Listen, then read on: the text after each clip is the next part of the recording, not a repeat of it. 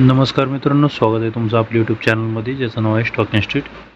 आता हा जो स्टॉक बघताय तुम्ही, यामध्ये मी ही जी लाँग पोझिशन आहे त्यासाठी मी ऑलरेडी याची साईन आहे हे प्लॉट करून ठेवलं होतं चार्टवर. पण आता मला असं वाटतं की इथे म्हणजे इथे मार्केट होतं, इथे 1113 रुपयाच्या आसपास. पण त्यानंतर तुम्ही बघू शकता इथे भली मोठी रेड कॅन्डल बनली आहे. पण ती रेड कॅन्डल बनल्यानंतर बरेचसे रिटेलर इथे एक्झिट होणार आणि सदर स्टॉक हा या झोनमध्ये येणार. हा जो रेड झोन दिसतोय या झोनमध्ये येईल आणि इथं मला असं वाटतं की या झोनमधनंच इथनं बाउन्स बॅक करत हा जो हे जे नेक्स्ट टार्गेट आहे इथे जे तुम्हाला दिसतंय 1165.85 इथपर्यंत जाईल. तर हा कोणता स्टॉक आहे हा मी ऑलरेडी इथे ब्लर केलेला आहे.